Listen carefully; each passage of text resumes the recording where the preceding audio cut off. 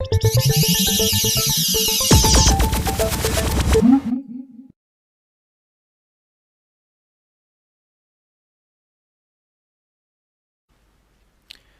technique that you can use for sharpening your image involves duplicating the layer to start with, so we're just going to drag it down. Click it on the new layer button at the bottom, we get a duplicate layer. Select that layer and then we'll go up and filter that layer. We'll filter that layer directly, we'll go down to Other and use High Pass to filter the layer. Now High Pass enables us to just isolate the edge detail of the image, and that way we can use the edge detail sharpening in the image, or the edge detail in the image, to actually apply some sharpening. So I'm just going to click OK to that, and I'm going to apply this now high pass filtered layer back to the original layer by changing the blend mode. So I'm going to go up to Hard Light to change the blend mode. So now this is being applied back to the original using the Hard Light blend mode. So I'm going to turn off this layer and I'll just increase the preview so hopefully you can see the difference. Very subtle, but it's working non-destructively and it's being applied, the background hasn't changed, it's being applied directly to the image using a blend mode. You can also adjust with that image, with that layer selected, you can also adjust the opacity of that layer in order to adjust the strength of the sharpening effect as well. So that's using High Pass and Hard Light on a duplicate copy or duplicate layer. Let's undo that now and look at one last way of working. Okay, the next technique we're going to look at is one where we'll actually use a mask where we've isolated the edges in the image in order to apply the sharpening just through that mask. So we'll start with the background and we'll go down and duplicate that background again. Select the background, duplicate, then we'll go up to Image, Adjustments. The first thing we'll do is desaturate. Desaturate is when we remove the color from the image, so it gives us like a black and white or grayscale version, but the whole picture is still in color.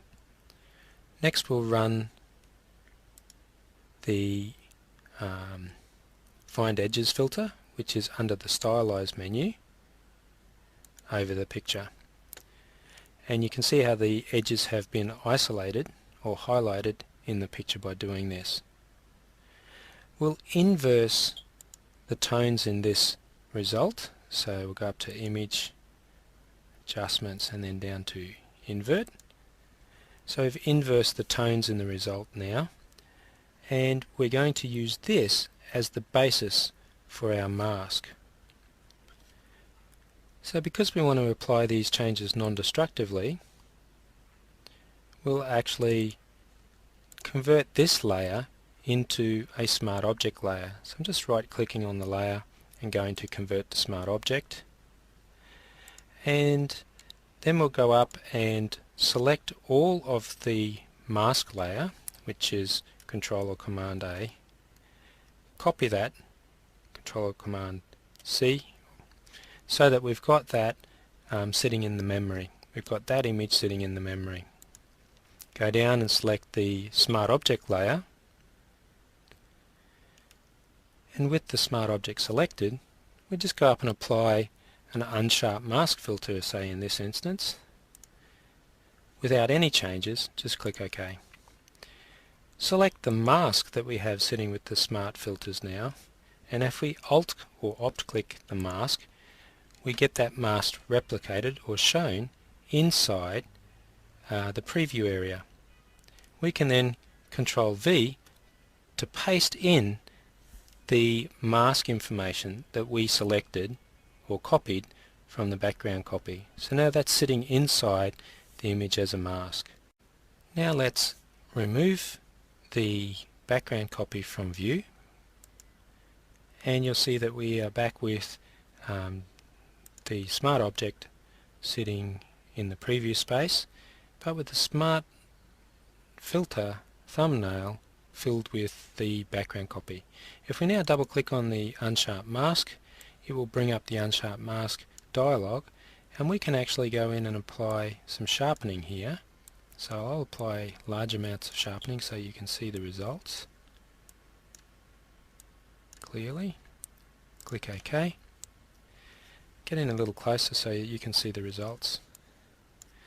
And if I turn off the unsharp mask, you can see how, and turn it back on again, it's being applied to the image through the edges of the picture rather than across the whole of the picture itself.